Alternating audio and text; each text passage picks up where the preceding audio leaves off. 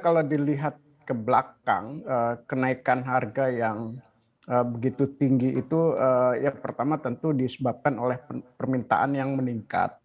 Cuma peningkatan ini juga sebetulnya dibandingkan kondisi yang sangat, rendah ya, yaitu ketika banyak negara menerapkan lockdown, terutama di kuartal kedua tahun 2020. Jadi kelihatan ada peningkatan yang pesat.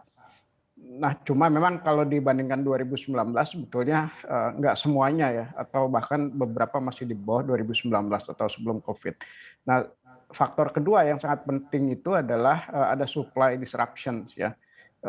Ya beberapa komoditas seperti, batu bara gitu ya, mereka ada disruptions, terhambat supply seperti misalkan, Cina menghentikan impor dari Australia gitu ya, terus ada masalah gangguan produksi di domestik Cina.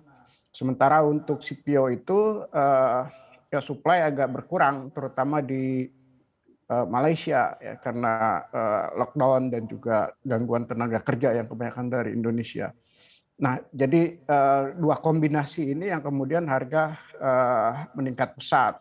Selain ditambah oleh likuiditas dolar yang begitu banyak akibat dari, program stimulus di negara-negara maju ya, terutama di Amerika Serikat. Sehingga, eee, uang hot money ini yang kemudian menjadi tambahan untuk spekulatif. Nah, ke depan saya pikir, hampir, banyak analis dan juga kalau dilihat di forecast, belum berkonsensus, eee kita semua memproyeksi memang akan ada koreksi harga ya di tahun 2022, walaupun koreksi harga ini tentu masih, relatif tinggi kalau dibandingkan tahun 2019. Nah kurang Oke, lebih, demikian, view untuk 2022.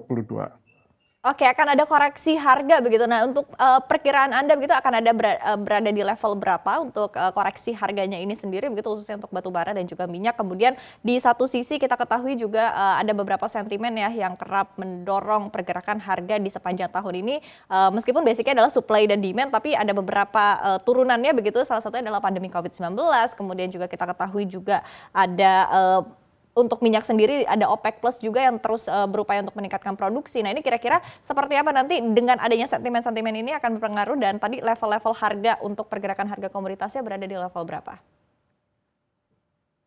Oke, kalau untuk minyak mentah kita proyeksikan ada di sekitar $74 per barrel ya.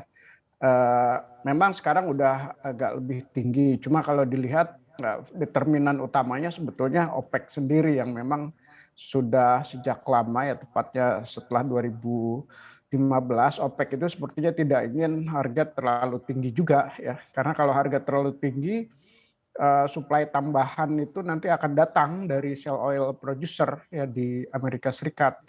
Karena mereka kan agak kurang efisien ya, biaya per, barrelnya tinggi. Jadi kalau harga tinggi mereka mulai fully utilize tuh, kilang sumur-sumurnya. Nah, OPEC itu sejak 2015 orientasinya memang, memperbesar market share. Jadi kalau harga saya pikir memang dilihat sebagai kenaikan yang, disebabkan oleh faktor fundamental, OPEC pasti akan nambah supply. Sampai saat ini kan mereka, nambah supply 400.000 barrel per bulan ya, dan itu saya pikir, akan dimonitor terus. Kalau misalnya harga sudah terlalu tinggi dan disebabkan oleh hal fundamental, saya pikir sangat mungkin supply ditambah. Nah kalau untuk Oke. coal, perkiraan kita ada di level 120 ya, heeh, ya itu terutama juga karena ada, normalisasi produksi ya, walaupun masih ada, isu yang mungkin agak susah diprediksi yaitu, relationship antara Cina dan Australia yang, akan sangat berpengaruh terhadap supply Australia ke pasar Cina. Jangan lupa unduh aplikasi CNBC Indonesia di Google Play Store dan App Store untuk ikuti terus perkembangan terkini terkait berita ekonomi dan bisnis.